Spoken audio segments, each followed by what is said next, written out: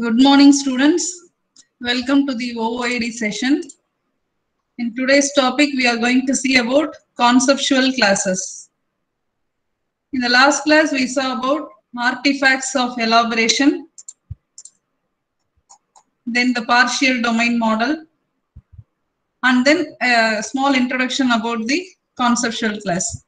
Hope you all remember. Just we have a quick recap of the previous day class, then we move on to the conceptual class. So we have discussed these artifacts which are used in the second phase of our unified process, that is elaboration phase. These are the 7 artifacts: domain model, design model, software architecture document, data model, test model, implementation model, and the last is the use case storyboards and the UI prototypes. In this, the domain, all the artifacts play their key roles. Among these, domain model is mostly used with respect to the class diagrams. Okay, we have to concentrate more on the domain model. Okay, because how we are going to build the domain model, how we are going to make use of the conceptual classes, that we are going to see in today's class. In the last session, I showed a part of the video also. No, imparting the benefits of what? Imparting the advantages of being a software architect or the solution architect, etc. Because by a single word we can just define what is an architecture, but it is a key role in each and every company. Either it may be a small startup company or an MNC, the architect role plays a very major role because he is the designer. He has to design the entire system, whichever they are planning to implement or whichever they are planning to deploy. Okay, so that remaining video I will show at the end of the session. It will take around 5 minutes. At the end, by 12:10, I will show the remaining part of the video. In that particular video, that the importance of UML is also mentioned. So look at that video carefully. I have explained all these artifacts. Okay, then we have seen the sample artifact also. Now coming back to this session, we are going to see about conceptual classes. To define these conceptual classes, we need the domain model. So only I mentioned the importance of domain model. Okay, among all the artifacts, domain model plays the major role. Okay, because it illustrates the conceptual classes or the vocabulary. Vocabulary means what? Set of words that are frequently used in the particular domain. So those are illustrated using the domain model only. We know class. A class is a collection of objects. But what is a conceptual class? A class with concept. Okay, a class which represents some idea.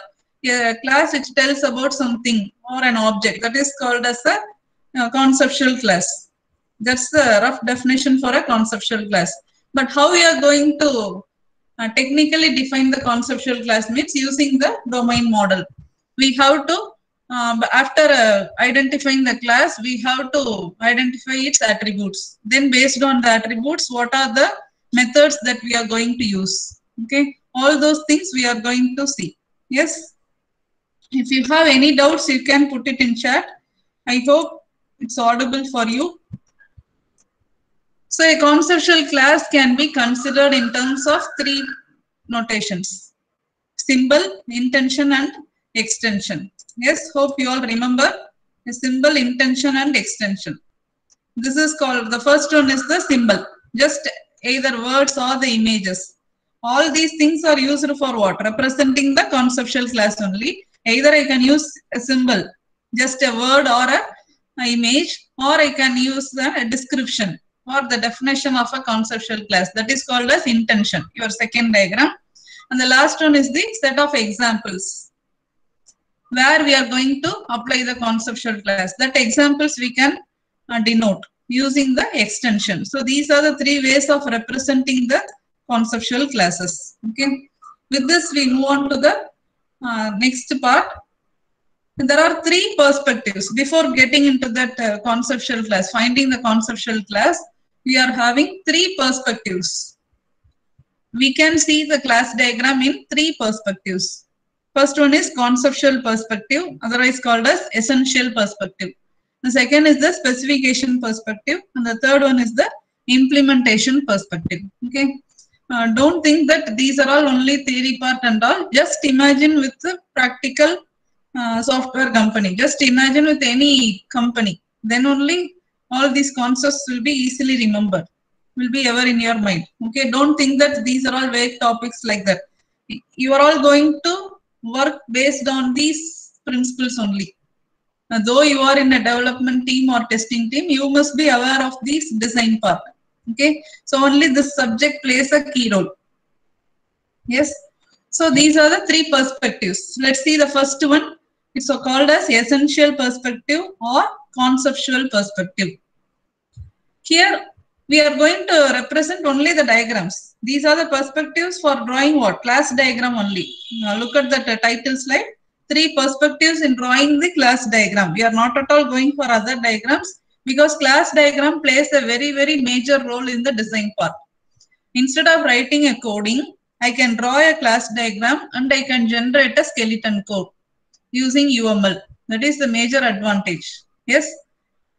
That thing is represented in the video, but I want to mention it now also. Using the class diagram, using the attributes and operations, I can develop a skeleton code for that particular class diagram. So no need to declare the header file, no need to declare the variables and all, if any language is used. Okay, so this is an important benefit or advantage of using the OOAD or the UML class diagram.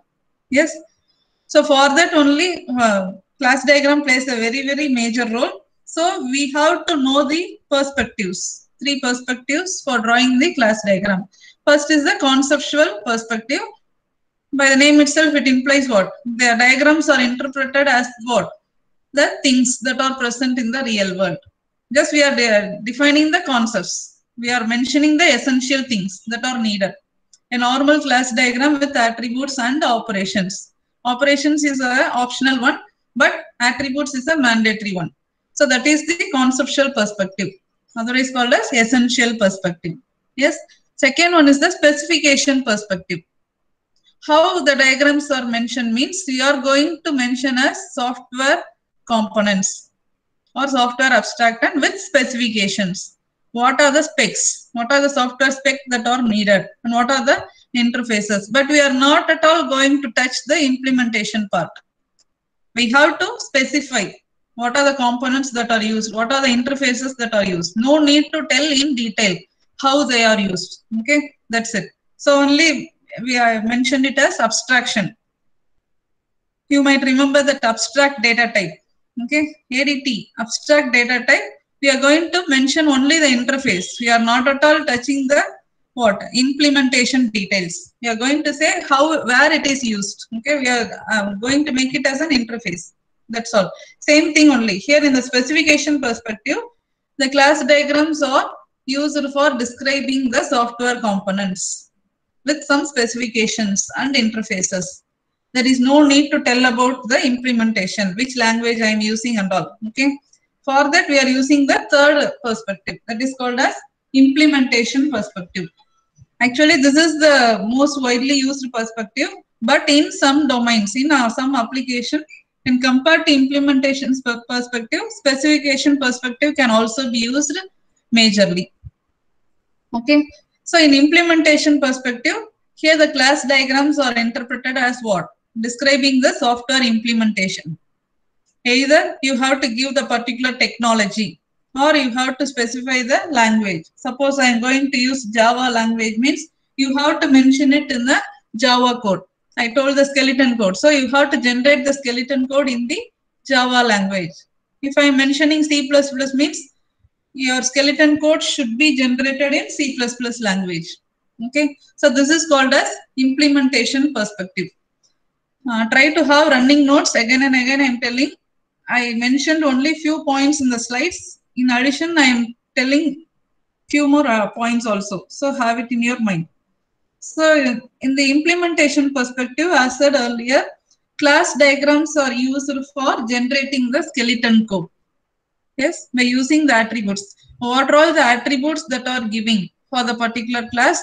They will be acted as what? Variables in your skeleton code.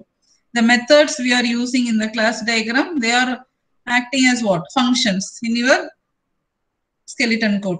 Okay, so in this way, class diagram is used for generating the skeleton code. This process is called as forward engineering. Yes, it is called as forward engineering. Generating the skeleton code from the class diagram is called as forward engineering. There is another term also, reverse engineering. From the code, I am going to design what? I am going to generate the class diagram in reverse. So that is called as the reverse engineering. But here the developer's part will be reduced if you are using the forward engineering concept. Yes. So skeleton code will be there. You can fix your part. You can fix the coding part in the suitable routines. That's enough. Okay. No need to write from the scratch. No need to write the code from the scratch. It greatly reduces the time. Okay. So that is the implementation perspective. It is mainly used for, class diagram is used for generating the skeleton code. Skeleton code means a code with no exact statements. Outline of the code will be given. What are the variables that are to be used? What are the functions? But I don't know the statements inside the functions. That the coding, the program developer has to write. Okay, or the coding team has to do. Yes, so these are the three perspectives. So this is a sample domain model. The left side part only we have to follow. The right side part we have to avoid. You may see the difference between the left and the right side part. Okay. So the left side is what? It's just a visualization of the real world concept. You are having what? Class diagram and the attributes only. There are three compartments in a class diagram. What are those? Class name, then what? Attributes, and then methods. Methods or operations. The third part is an optional one. Yes, so look at that left diagram. I have mentioned what? Class diagram as sale. Then what are the attributes here? Date and time. On which date the sale has happened, on what time that sale has particularly happened. So that is, you are going to just visualize the real world concept. Okay, just it's a picture of the software class. I am having one class with attributes. So that is your conceptual perspective.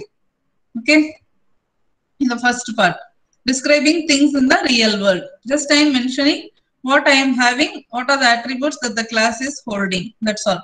But no need to make that class diagram as a software architect because it is not a part of the domain model.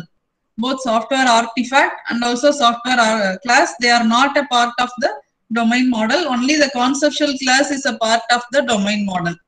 This point I have mentioned in the previous class. Okay, so try to avoid these kind of representations which are present in the right side. I mentioned particularly that avoid. So we have to avoid these notations because it is just first one, sales database. It's a class, it's just a software artifact only. Okay, and the second one is more elaborated. No need to elaborate the methods also. You have to avoid that worst case and also this best case also. Here in the second diagram, you are having what? Class name, attributes and operations. So no need to define the entire class, software class. Okay, because it is also not a part of the domain model. Just you mention the real world entities that are used. If I am having for example, if you are taking a class called student, just mention its attributes. How I am identifying you are a student with your roll number, name, class, college name, department, like that. So these are the attributes that are enough in a real world perspective. Okay. So better to avoid this software class and the software artifact. Now, how to create a domain model? This is a very important thing. We are going to see in detail in the forthcoming classes, but you have to observe these points now. Then only we can move to the finding the conceptual class. Okay, there are three important steps for creating a domain model. First one is finding the conceptual classes. So far we have seen what is conceptual class. That's all. A class with concept. Yes, a class with the what? Object or entity with its attributes. That is the conceptual class. But we don't know how to find the conceptual classes. There are some strategies that are to be used. Okay. Then after finding the conceptual classes, you have to draw them as what? classes in UML class diagram. Because as told earlier, a conceptual class has only attributes. It may not have what? Methods. So using those, after finding the conceptual classes, you have to draw it as UML class diagram. You have to draw it as a perfect UML class diagram. Because an UML class diagram contains what? Class name, attributes, and operations. After that, what you have to do? Add the associations and attributes. Yes, these are the 3 steps to be followed for creating the domain model. Now I need quick answer in chat. What are the different associations we have discussed with respect to class diagram? Make it fast. Different associations we have seen. Different relationship from one class to other class. We can relate one class to other class by using any kind of relationship. Can you name any few of them? You can put it in chat.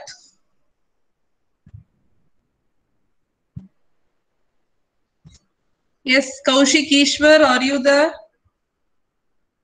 You can unmute your mic or you can put it in chat. What are the different kinds of relationships that we are using in class diagram? I have mentioned so many symbols, so many definitions. Name at least 1 or 2.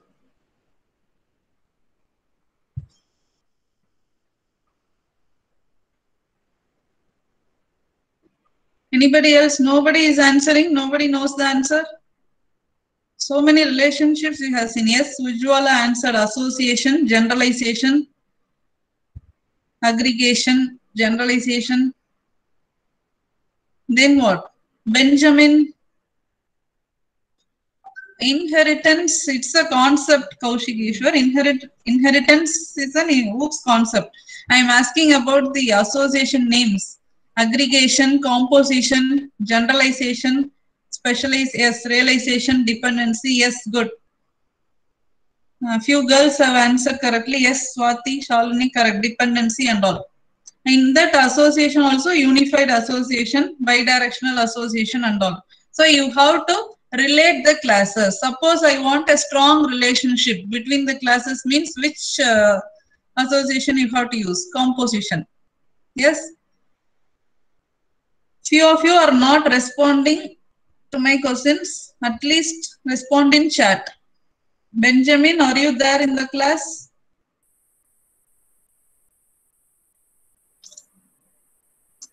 Okay, it's up to you to get either benefit or nil knowledge from the online classes. You have to decide. So coming back to this one, why I have mentioned means after drawing the classes as UML class diagram, you have to add what? Association and attributes. Suppose I need a dependency means you have to mention it with dotted lines. Yes. So these are the steps for creating a domain model. Before getting into the domain model in detail, we are first going to see how to find the conceptual classes. Identifying or finding the conceptual class. That is the first step. Remember it, don't forget these 3 points. For creating a domain model is a very, very important thing in OOAD. For creating a domain model, first you have to identify the conceptual class, then draw it as UML class diagram. Then what? Add the associations and attributes. So let's see how to find the conceptual classes. There are 2 important strategies or techniques used to identify the conceptual classes. First strategy is using a conceptual class category list. You are having some category list. Based on that, you have to find the conceptual class. In which list your class suits or applies. Based on that, you have to find the conceptual class. Then by identifying the noun phrases. I have mentioned verb to associate 2 classes. Yes, a teacher is one class or a faculty is one class, student is other class. How can I associate faculty, teachers, student? T-E-A-C-H-E-S, teachers. Teachers is the verb class. verb class, C-L-A-U-S-E, class, verb class. Like that, you are going to identify the noun phrases for finding the conceptual class. Why means noun denotes what? Either a name of the person, place or object. That only needed. That is our conceptual class. By finding the person name or object name, I can make it as a class. Okay, so that is another way. Second strategy to identify the conceptual class. Okay, either using what? Conceptual class category list or by identifying the noun phrases. Yes, very important big question in this unit. Either this entire 16 mark can be asked. How to create a domain model. If the question is asked means you have to write these 3 steps. In particular, what are the techniques for identifying the conceptual class means you have to explain these 2 in detail with example. Yes. Now let's see the first one, using the conceptual class or category list. Let me go to the slideshow. These are the different conceptual class categories that are already defined. These are some predefined. That is either your class falls in any of these categories only. So only they have mentioned some default class category list. The right side they have given the examples. Let's see the first one. Physical or tangible objects. Physical objects, some entities. Okay, any physical objects or tangible objects. Tangible means fixed objects. So for example, you can have register. A register can be treated as a class. In that register, what are the things I can have? Register means, and technically we can call it as what? Database. A register holds what? What are the items that are present? What are current price of the different items? How many quantities are there? How many quantities sold during July month? How much quantity sold during August month? All those details we can have in the register class. Okay. Similarly, we have what? Airplane or train, bus, anything, any object, any physical object can be treated as a class. So an aeroplane, how can you define the attributes for aeroplane? Flight number, flight type, okay, flight name also you can have, source to destination, source name from where to where it flies. So all those things we can have either in this airplane or in the flight description. You can have it in detail, all these things. In the airplane we can have what? Flight name, flight model, that's enough. Okay, now come to the second category. Look at these categories carefully. Any of your domain, any application you are taking, any domain which you are taking, while you are identifying the classes, it will fall in any of these categories only. Okay. So second thing is specification category. Specification, design or description of things. It's mentioned clearly. Yes. So for example, what? Product specification, flight description, or what? In the college we can have what? Different courses. In our website we are having courses offered. In that you are having different courses. If you click the particular course, it will describe the vision, mission, what are the faculties, what are the activities, like that. We can have what? Course description. It is considered as a class. So it describes something or it specifies something. Okay, so that is the second category. Specification, design or description of things. Just for example, I have mentioned only 2 or 3 things. You can relate any example. For example, you are having library management system. What can be your specification category? Book description. Okay. In that book description, what can you have? Book name, author name. Okay. Then what? How many pages are there? Like that I can describe. That is the second category. Third one, you are having different things. Places, transactions, transaction line items. Transaction line item means to record the transaction or to monitor the transaction. I can have a separate class also. This transaction line, all these are related to your POS, point of sale. I told in the last class just how we are going to a departmental store, how we are buying items, what are the steps that are taken, what are the things that are happening while entering the departmental store and leaving the departmental store, what are the actions that are taken in between. All those things are called as what? Point of sale. Yes, I'll explain that thing in the next slide. Okay. So this is the third category, having places, transactions, and transaction line item. Places means I can have what? Store as an example, airport or college, school, anything. Transaction, sale, payment, fees payment, anything. Okay. Then your fourth category is the role of the people. I can have a people role also as a separate class. So role of the people, cashier, pilot, faculty, student, customer, anything. But it has to relate to your domain. For a library management system, I can't use pilot as a example, as a class. Okay. A pilot can also enter the library management system. But for that use case, you have to mention the particular actor. For a library management system, what? User or student, faculty. Better we can have user. In a public library, anybody can go and refer the books. So user can be the best actor. But in a flight reservation system, you must have pilot. You can't have what? Faculty, librarian like that. So think and write the class name accordingly. Okay. Then the container. Containers means what? Anything that stores. Okay. A bin or airplane, store. Store having list of items like that. What are the things that can be in a container? Item.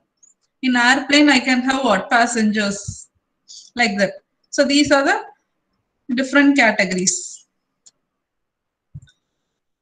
In your fourth category. Okay. Then the fifth category is abstract noun concepts.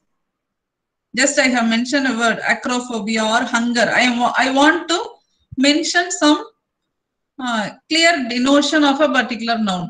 Okay, for that I can have some abstract noun concepts, but we are not using majorly in our class diagram. Then organizations. College as an organization. Your school can be a class. Sales department can be a class. Accounts can be a class. Admin can be a class, like that. Okay. Then events. What are the events or the process that are taking place? Payment, a meeting, landing of flight, crashing of flight, selling a product, like that. Based on these categories, I am defining the example for what? For the class diagrams. Okay. Normally, we are using the first one. First, second, third, fourth. 1, 2, 3, 4, and 6, 7 often play the major role. So this is the category list for defining a conceptual class, for identifying a conceptual class. Okay, got it? Now, go to the second one. What is the second one? Using the noun list. Identifying the noun phrases. Noun phrases means you have to write the sentence. What I am going to do with that class. Yes. So that is the second strategy that is used. First thing we saw that entire table, that is using the conceptual class category list. Second one means by identifying the noun phrases that we are going to see now. This is with respect to your POS. POS is the acronym, point of sale. Point of sale means how a customer entering a store, how he is picking the items, how he is making payment, and finally leaving the store. This entire scenario only we are going to explain. Look at the points, each and everything is explained in detail. You may think that these are all very simple things, but like this only the designers, they are identifying the conceptual classes. Based on this only they are identifying the domain model. They are creating the domain model. Yes, this let's see the first step. There are totally 10 steps that are needed for getting a product from a departmental store.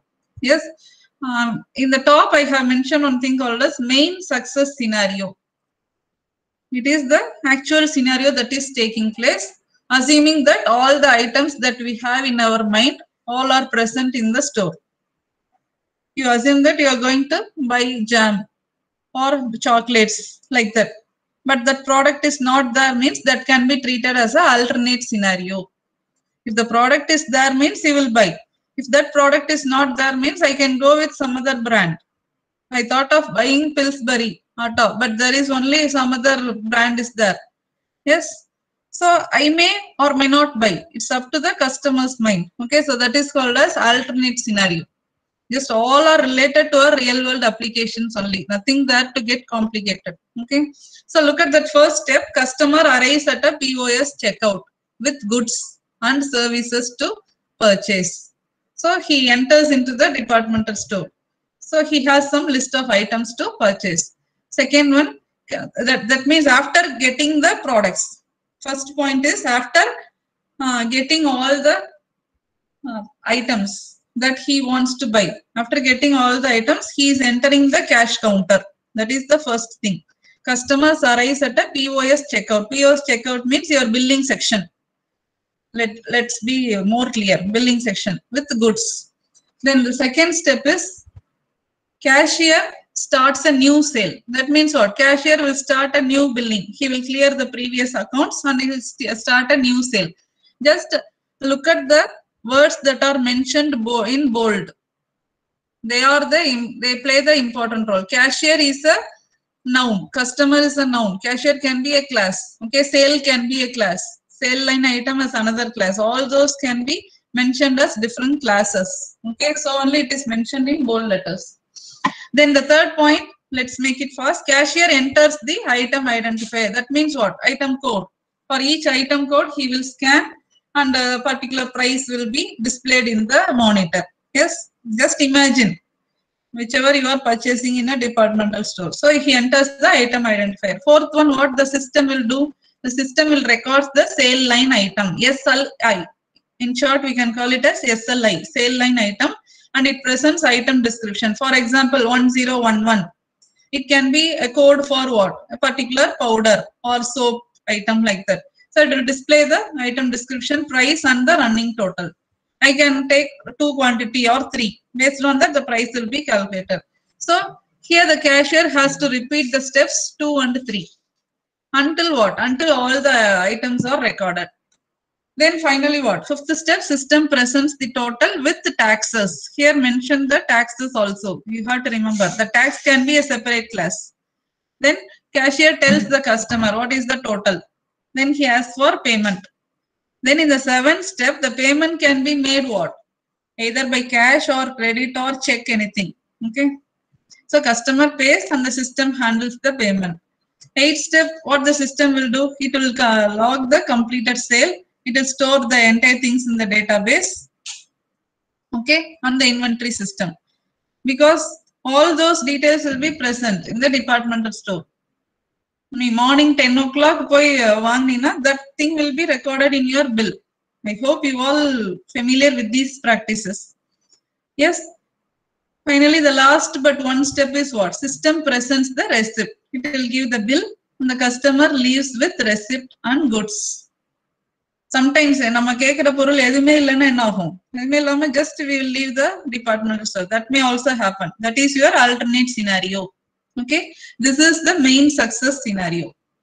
Okay, in this way you have to write the description with the noun phrase. So what are the things that are denoted in bold letter? They are the noun phrases. You can check POS checkout, sale, payment, accounting, receipt. These are the noun phrase. By identifying the noun phrases, I can easily find the conceptual classes. Got it? Very simple thing only. Just you have to imagine. More creativity needed for OOAD subject. These are the alternate flows or extensions for the seventh step itself. With this, I will stop. We'll move on to that video. So, customer pays and the system handles payment. That is my seventh step. The seventh step can further divided into 3 steps, 7A, 7B, 7C. I mentioned only 7A. Paying by cash. So what are the steps I have to do? Paying by credit card means what are the steps? I have to enter that PIN number like that. He will give a particular mission, we have to enter that. Like that you have to write the steps, that's all. So for paying by cash, he enter the cash amount, system present the balance due. Suppose you have some card means your bonus points will be added. Yes, at the end you will get some gift voucher like that. All those things will be recorded here. So here the cashier deposits the cash tender and returns the balance. System record the cash payment. This is for cash. For debit card or credit card means you can write. For net banking means you can write some steps. That's it. So this is the way of finding the conceptual class with noun phrase identification.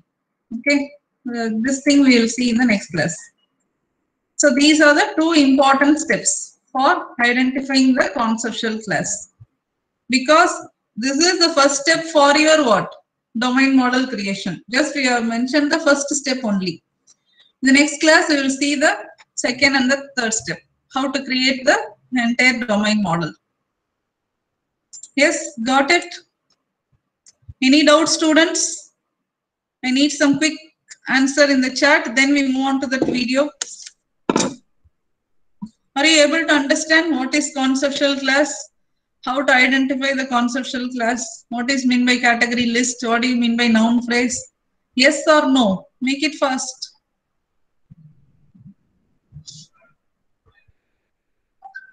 Just give a thumbs up symbol. I can take it in a positive way that you are able to understand. Yes, I am getting many yes, ma'am. Good. If you have doubts, feel free to ask. Don't hesitate. Okay. I hope you remember this video. Yes, I think I can play from that UML part, because so far we have seen the last video itself. Just look at that video. This tells the importance of UML, how UML exists from 1990s. What is the role of the architect, solution architect, software architect and all. Okay, how the use cases play the major role. Okay, so listen carefully. Oversee the big picture without diving into low-level technical details. Today, we know three main roles related to architecture. Yes, these things we have seen already. Solution architects work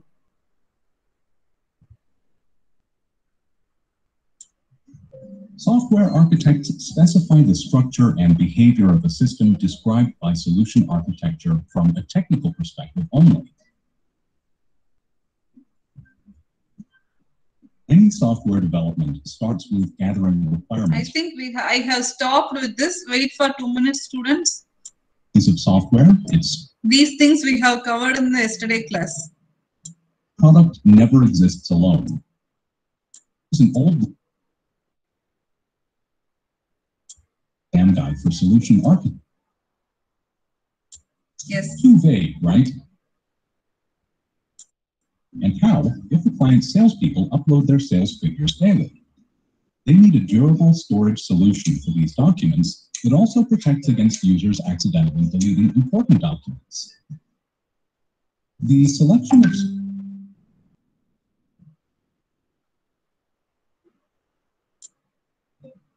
And remember rational software. In 1995, yes, you can listen from Unified Modeling Language, or UML. UML is a language for visualizing how software works. This is Hello World in Java programming language, and this is Hello World in UML. UML suggested three main building blocks: things, boxes, circles, and other shapes to show functional objects; relationships, lines and arrows to connect objects and explain how they interact; and diagrams, combinations of these to capture the big picture. Using this simple logic, you can describe very complex systems with modules, services, databases, flows, or even movies. Here's a recent Netflix Bandersnatch. In 1997, Object Management Group standardized UML as a general-purpose modeling language. It also became ISO standard in 2005. Now the language is widely used to describe architectures. The UML isn't the only way to describe architectures. With the growth of cloud services, their providers also suggest their individual visualization methods. And that's how business needs are first translated into user stories and then into the format that engineers can work with.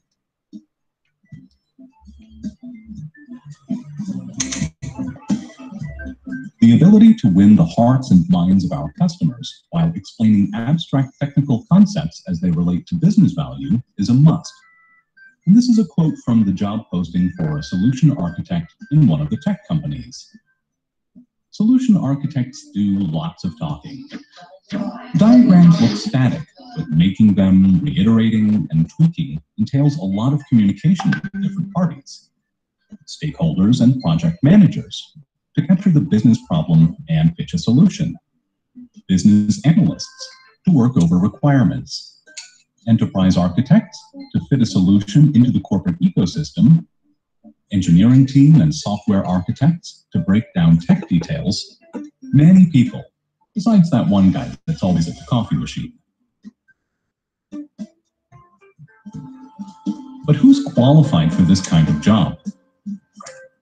Usually, solution architects have engineering backgrounds and a pedigree of complex projects. Framing intricate requirements into an architecture takes top-to-bottom understanding of a product from the client side, through languages, operating systems, and virtual machines, to an infrastructure. Most likely, a solution architect would understand a domain. There are architects who know the ins and outs of financial systems or healthcare software or travel, you name it. They may also have tech domains. Cloud providers like Amazon Web Services and Microsoft Azure offer architect certifications to demonstrate their proficiency with these ecosystems. So look for that if you plan to hire one. And obviously, you want the soft skills that keep all that communication humming. But does it work?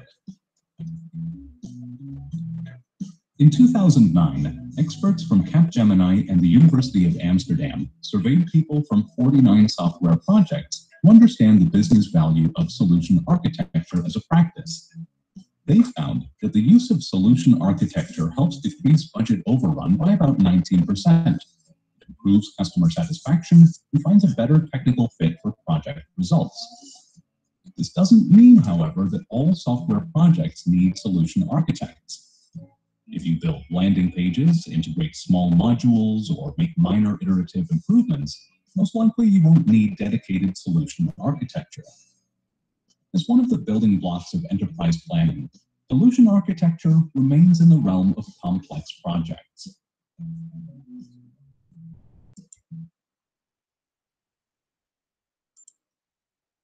Yes, hope you all saw the video fully. I will send the link also